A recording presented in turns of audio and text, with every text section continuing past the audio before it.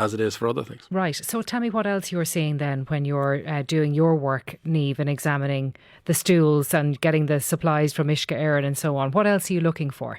Yeah, so our project, obviously we've seen the value of wastewater surveillance throughout the pandemic and how that information, how much information we can actually get from something that's literally labelled as waste. We look at other viral pathogens as well. We monitor for polio. But there hasn't been any detections for that, obviously, in Irish wastewater. We also look at influenza and RSV that are circulating at the moment. But a lot of illnesses and public health concerns, they do leave a signature in wastewater. So you can actually measure a lot of other things as well.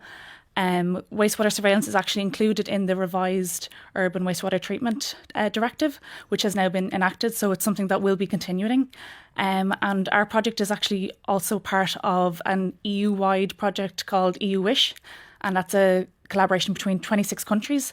And one of the aims is to actually identify new targets to monitor with this surveillance method. So is this one way, I suppose, of being more prepared now for the next pandemic that may or may not hit us, that we have all of these measurements in place where we can see where these things are coming from? Yeah, so the one thing we do know is that this virus, it does seem to change, it has been changing, and there are things obviously we don't know, but we do know that surveillance is key to be prepared. And this way of monitoring the wastewater surveillance is great because it's cost effective, it's non-invasive, and also it picks up things like asymptomatic cases and things like that. You don't have to rely on people coming forward. Yeah, well, that's the thing. And particularly with COVID as well, Luke, like people aren't getting tested, in the way that they were at the peak of this thing. So it's really useful to have this to measure it. Well, to give Niamh's Lab credit, Vim, who's the head of Niamh's Lab, they've been world leaders in this really. And Vim's been advocating for this for a long time. COVID woke us up to how useful wastewater testing is really, And now it's becoming more routine, especially in the US, isn't that more than other places? Yeah. But even still in Ireland now, we've got this great service in UCD that's measuring stuff in the wastewater for us. And that will be the canary in the coal mine. Because you might see something unusual there. You might see an unusual strain of COVID is emerging. And then you might be able to act then to try to put the fire out. There was a lot of talk about being ready for the next pandemic and what we had learned. I mean, has science, do you think, learned to any great extent from what we went through? Disappointingly, everybody's saying this. The WHO are saying we're not prepared for the next one. We've got to really do better with pandemic preparedness. And the WHO are leading this to some extent. And they're going to announce in March, I think it is, a big sort of global sort of agreement around what to do, in terms of when the next pandemic comes along. But it's a bit slow.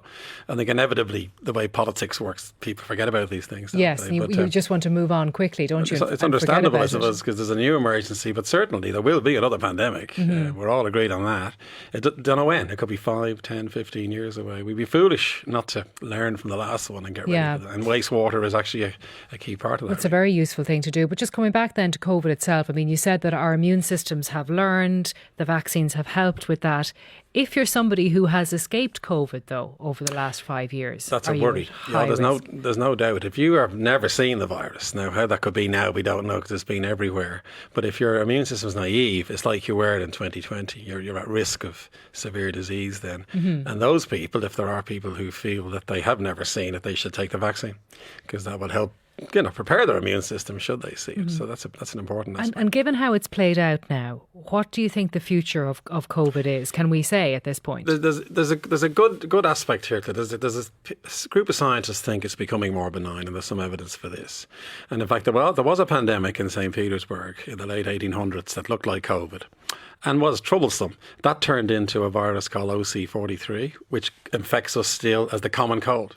So that virus turned into a common cold virus and became it could happen that COVID is going to head in that direction as well. And there's a reasonable amount of evidence to suggest that. So finally, it'll become another virus that infects us, that causes the common cold, is where this seems to be going. But again, you need more evidence, having said that. But still, that's one direction this might go in. Okay, well, the big worry this year has been flu. I mean, people have been absolutely knocked for six with flu, haven't they, over the last couple of weeks and months? And that's really where most people, I think, their thoughts are when they're worried about what might get them. Yeah, exactly. And remember, there's a vaccine for flu, and you would have heard Colin Henry on the radio this morning.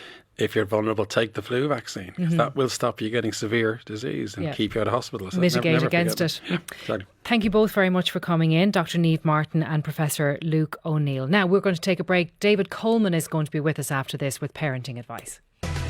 Get in touch on WhatsApp 0870 32 32 32.